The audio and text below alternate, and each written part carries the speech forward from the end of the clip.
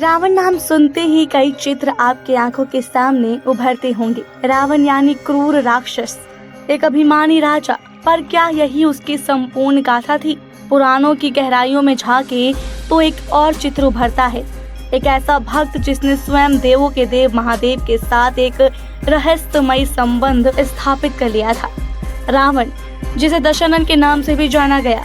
रावण केवल युद्ध का मास्टर नहीं था, बल्कि वो रहस्यपूर्ण शास्त्रों का ज्ञाता था, जिसने ब्रह्मांड के उन रहस्यों को भेदने का प्रयास किया जिनकी कल्पना भी सामान्य मन नहीं कर सकता। उसकी शक्ति का स्रोत केवल भुजाओं में नहीं, बल्कि उन मंत्रों में था जो उसने गहन तपस्या से प्राप्त किए थे। प्रकृति भी थर्रा उठती थी। उसने स्वयं को दांव पर लगाया, अपने ही रक्त से धरती सींची और अपने ही शीश काट कर उस परम सत्ता के चरणों में अर्पित किए जिसके अंश से ये सृष्टि बनी है। कहते हैं जब 9 शीर चढ़ चुके थे और 10वां शीर तलवार की नोक पर था, तब कैलाशपति स्वयं प्रकट हुए।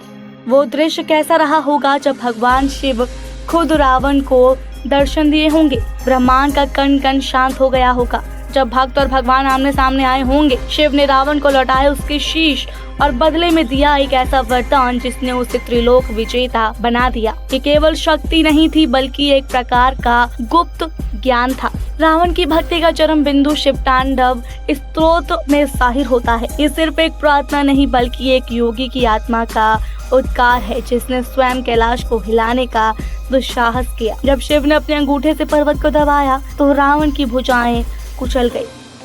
उस असहनीय पीड़ा में उसने अपनी वीणा के तारों की जगह अपनी नसों का प्रयोग कर जो स्तोत्र रचा, वो आज भी ब्रह्मांड में शिव की प्रचंड ऊर्जा का आह्वान करता है। ये उस रहस्यमय संबंध का प्रमाण है जहाँ पीड़ा भी भक्ति का माध्यम बन जाती है।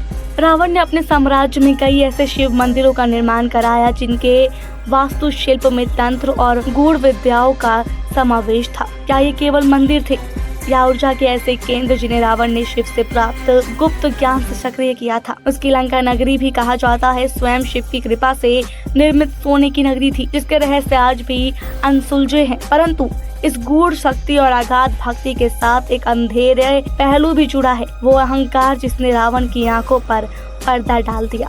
क्या यह नियति का कोई खेल था या शिव का ही कोई अदृश्य विधान कि उनका महान भक्त अनंत विनाश की ओर बढ़े? सीता हरण केवल एक कृत्य नहीं था, बल्कि उस रहस्यमय अनुबंध की अंतिम परीक्षा थी जहां अहंकार ने भक्ति पर विजय पाई।